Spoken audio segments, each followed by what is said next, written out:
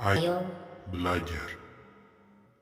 Assalamualaikum warahmatullahi wabarakatuh. Apa kabar Ananda semuanya? Semoga kita selalu diberikan kesehatan meski dalam kondisi pandemi saat ini. Amin ya robbal alamin. Pada video ini Abi akan menjelaskan materi kita tentang Kementerian Negara dan Lembaga Pemerintah Non-Kementerian. Yang pertama, Kementerian Negara Republik Indonesia. Sebelum kita mengulas tentang kementerian, ada baiknya kita simak terlebih dahulu sebuah kalimat motivasi yang disampaikan oleh Douglas K. Stevenson yang mengutarakan tentang American Life atau kehidupan orang Amerika. Dia mengatakan bahwa kita yakin bahwa pemerintah kita adalah lemah, bodoh, suka memaksa, tidak jujur, dan tidak efisien. Meskipun demikian, pada saat yang sama kita sangat yakin bahwa sistem kita merupakan sistem pemerintahan terbaik di dunia dan kita ingin memberlakukannya pada setiap negara. Nah, kalimat yang diutarakan oleh Douglas tersebut memberikan pelajaran bahwa apapun yang terjadi pada pemerintahan kita saat ini, kita harus tetap memotivasi diri kita untuk menjadikannya sebagai sistem terbaik dan mampu mengajarkannya pada negara lain. Artinya, tetaplah bangga menjadi warga negara Indonesia. Nah, sistem pemerintahan negara Republik Indonesia saat ini adalah sistem pemerintahan presidensil, di mana dalam sistem ini presiden adalah kepala negara sekaligus kepala pemerintahan yang kewenangannya menurut Undang-Undang Dasar 1945 dapat mengatur segala hal. Dalam melaksanakan tugasnya, Presiden Republik Indonesia dibantu oleh Wakil Presiden yang dipilih secara langsung melalui pemilihan umum, serta membentuk kementerian negara yang dipimpin oleh menteri-menteri negara. Nah, menteri-menteri negara ini dipilih dan diangkat serta diberhentikan oleh Presiden sesuai dengan kewenangannya.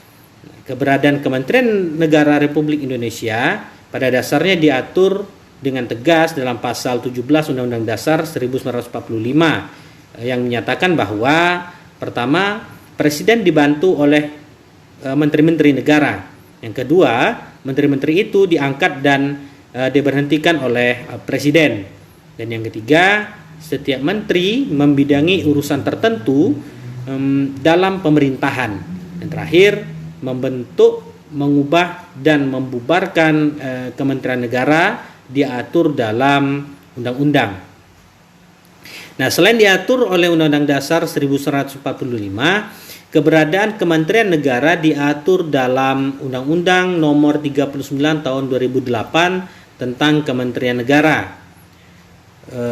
Di dalam undang-undang ini itu mengatur semua hal tentang kementerian negara seperti kedudukan, tugas pokok, fungsi, susunan organisasi, pembentukan, pengubahan, penggabungan, lalu memisahkan dan atau mengganti, pembubaran, menghapus kementerian, hubungan fungsional kementerian dengan lembaga non-kementerian dan pemerintah daerah, serta mengangkat dan memberhentikan menteri.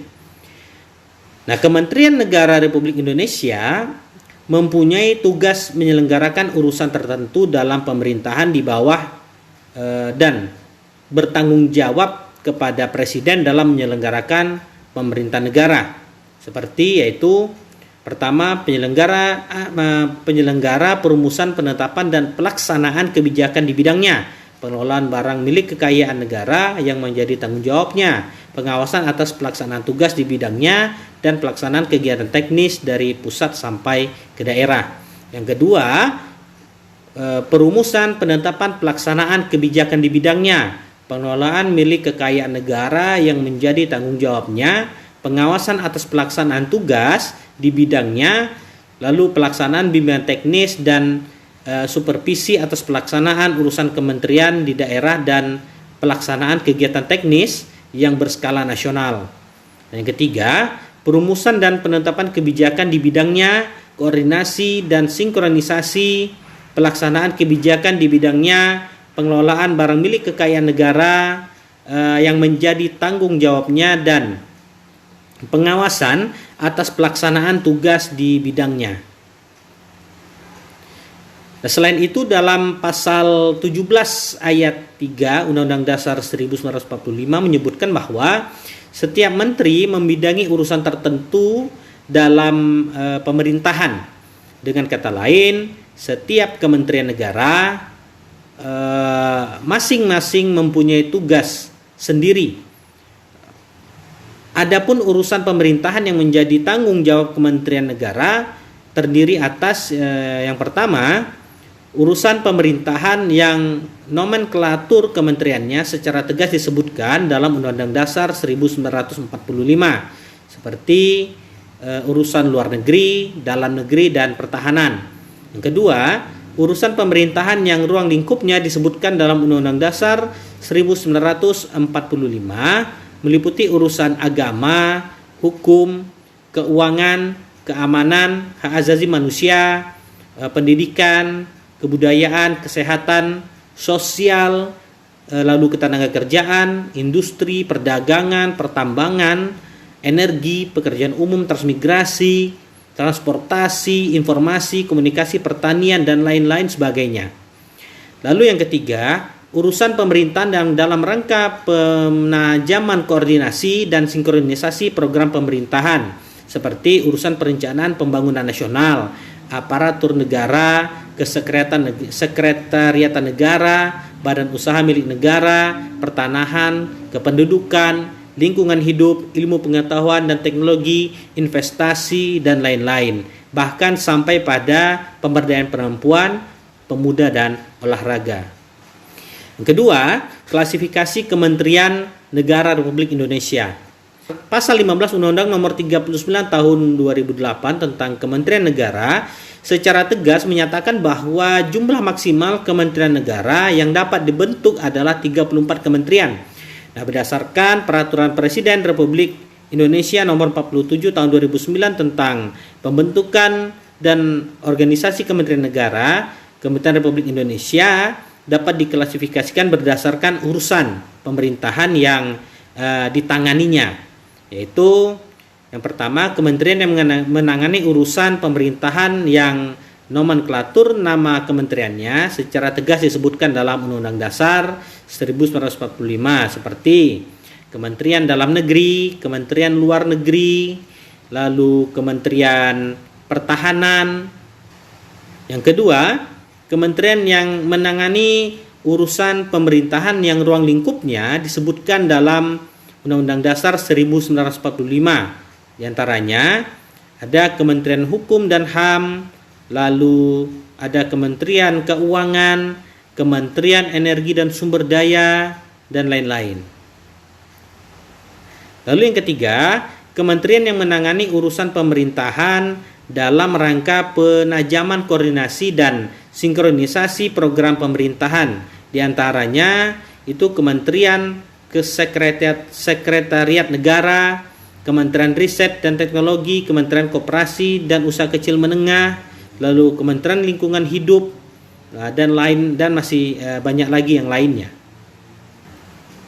Selain kementerian yang menangani urusan pemerintahan di atas, ada juga kementerian koordinator yang bertugas melakukan sinkronisasi dan koordinasi urusan kementerian-kementerian yang berada di dalam lingkup tugasnya. Kementerian koordinator itu terdiri atas kementerian koordinator bidang politik hukum dan keamanan, lalu ada juga kementerian koordinator bidang perekonomian, lalu ada juga kementerian koordinator di bidang kesejahteraan rakyat, dan adalah juga yang lainnya.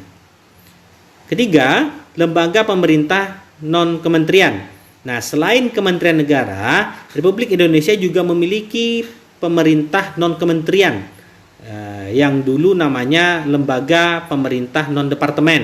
Nah, lembaga pemerintahan ini merupakan lembaga negara yang dibentuk untuk membantu presiden dalam melaksanakan tugas pemerintahan tertentu. Lembaga ini berada di bawah presiden dan bertanggung jawab langsung kepada presiden melalui menteri atau pejabat setingkat menteri yang terkait.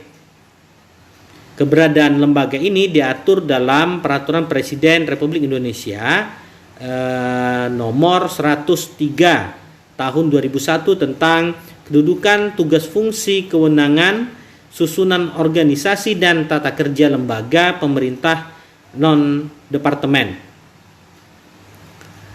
Nah, contoh-contohnya kita dapat lihat